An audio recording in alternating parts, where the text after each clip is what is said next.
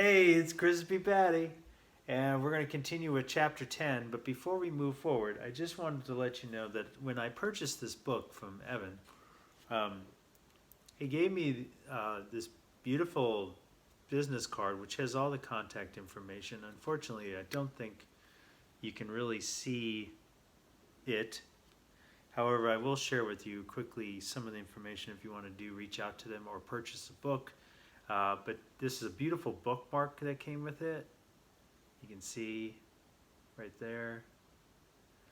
So I believe the Princess and the Valley Man Instagram and the Princess and the Valleyman.com are the website, is the website.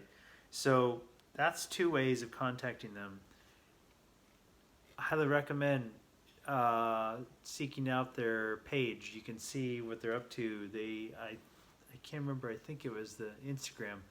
They actually were in Death Valley and they had a tarantula spider crawling over the book, which is really cool. So the tarantula spider approves of this book.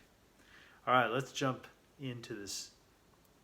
After traveling for a few miles or so, they noticed that the weather had become cold and dark clouds were rolling in overhead. A wind howled through the canyon that sounded like the screams of a ghost. I think we need to hurry up a bit, Solus said after a while. I would hate to be in this canyon if it was to rain. How much further until we get to the dry falls? Princess Luna asked. I think I just felt a raindrop. Yeah, me too, Kiko chirped. Just then the rain started to pour down in big fat drops. We have to run and try to make it to the dry falls, Solus said, or we will drown if this canyon gets flooded with water. The three of them took off running like their lives depended on it. Before they knew it, the water was starting to rise and it was already up to their shins. Do you know where your shins are?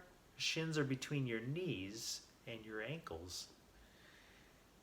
Kiko was riding on Solus's shoulder. They could see it now, the dry falls, but with one problem. The falls were no longer dry. Now what are we going to do? Luna asked. We will have to climb behind the waterfall and get into the caves, replied Solus. They reached the dry falls and started to climb. The water was coming down increasingly hard every moment. It was getting difficult to hold on to the rocks to climb with all the water pouring on them. Oh no, Princess Luna yelled, screaming through the torrent of water. I can't hold on, it's washing me away. Solus looked at her with a gleam in his eyes. There's no way he would let anything bad happen to his beautiful princess. With all his strength, he reached out to her through the water, but caught nothing but air. Chapter 11, The Mysterious Cave. Thankfully, Princess Luna had seen Solus's arm and grabbed it at it just before the water washed her away. Through sheer force of will, they kept climbing. Finally, they reached the ledge and managed to pull themselves into the opening of the cave. That was close, Kiko huffed. We almost got washed away. It looks like I will be going with you two now through the cave. As they started walking into the cave, they noticed that there was some old mining equipment next to the wall. Things like a pick, a shovel, a mining hat, a few lanterns, and a box of matches. These lanterns will be of good use, Solus said. They lit the lanterns and saw there was a note tucked next to the mining hat that read, For all who find themselves here, turn back and do not enter. But if you must continue on, be warned of the dark and do not let your light go out. May these items help you on your journey through the mountain, and may you reach the meadow on the other side unscathed. Now here is a picture of them escaping.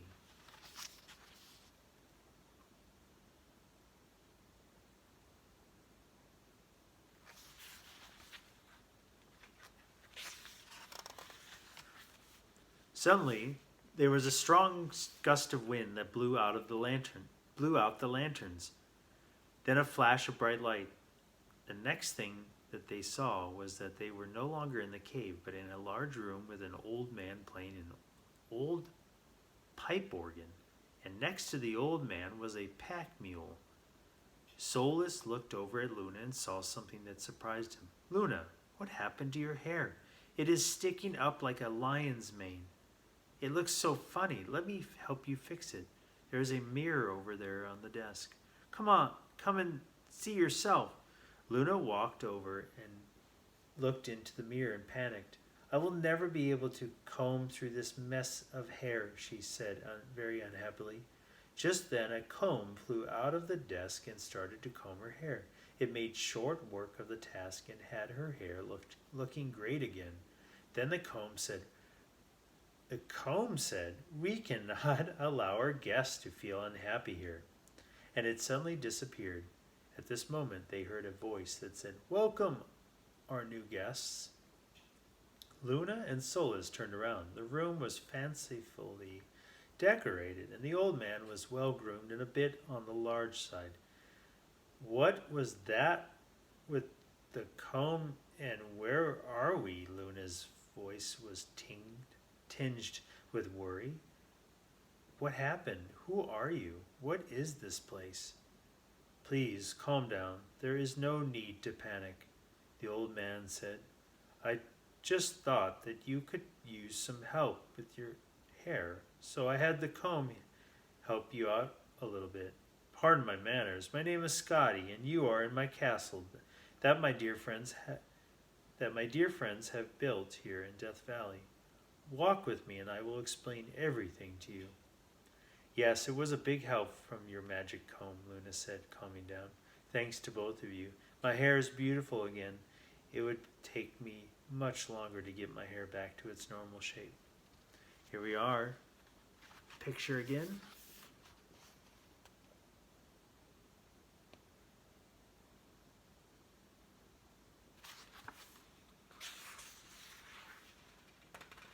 The three of them. Oh, look at this picture of Princess's hair being combed magically straight as her hair is sticking up in the air.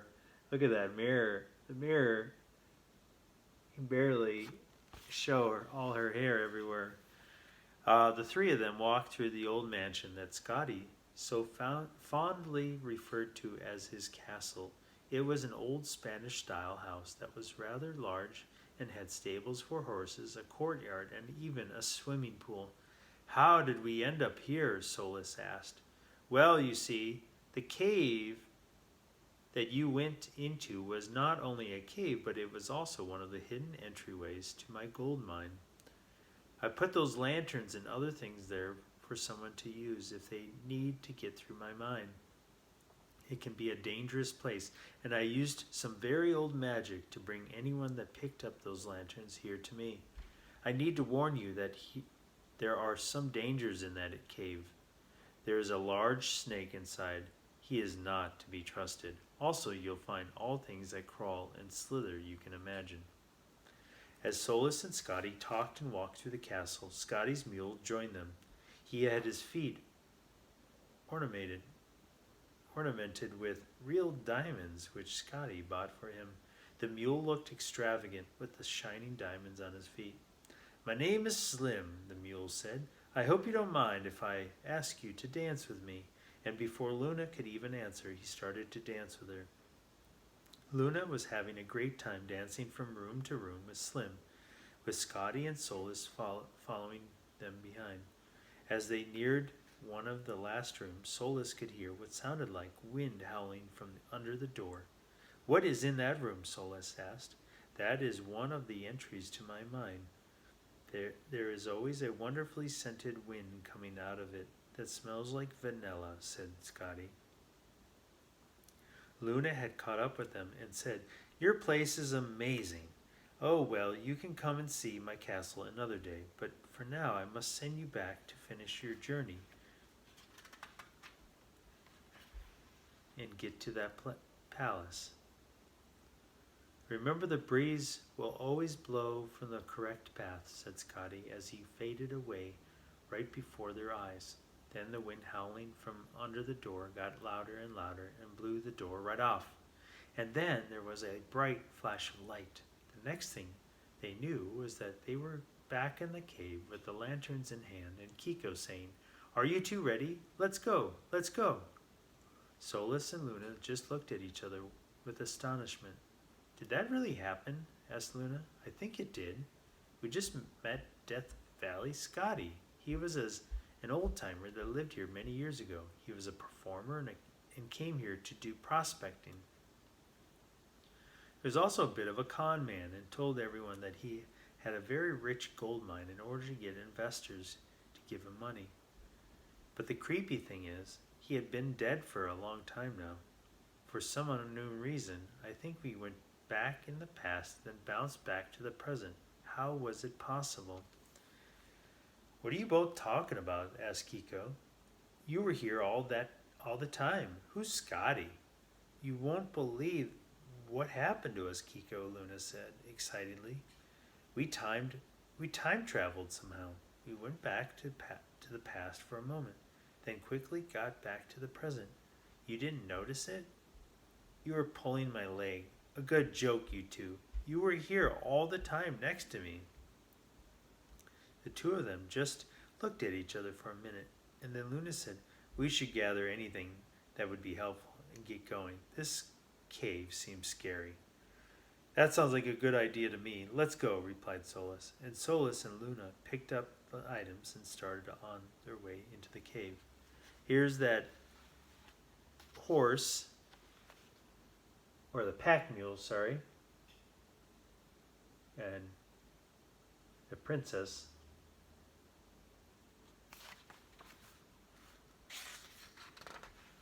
Luna said, "Did you feel that?"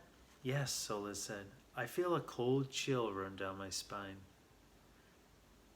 Like this cave is hiding something. Like it has a secret that it doesn't want us to know." The three of them started on their way, going deeper into the cave. The sound of the waterfall was all but gone now. The soft flickering glow of the lanterns lit the path of the cave ever so gently.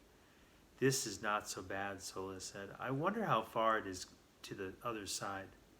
After a few more minutes, they started to notice that the floor of the cave had changed a little bit. It was now making crunching sounds with every steep step, and now and then they could see a little movement on the cave walls if the light was on it. "What could this be on the ground?" Solus asked, making these crunching sounds. He lowered his lantern, and when he did, they saw the floor of the cave was covered with scorpions and spiders. They all surrounded them like some hideous carpet of creepy crawlies. Luna screamed, her shrieks echoing throughout the dark, cavernous space. And that is where we're going to leave off. Ooh, a ground of scorpion spiders. Thanks for tuning in. Make sure you subscribe if you enjoy this. Spread the word. Keep reading. God bless. Love you. Bye.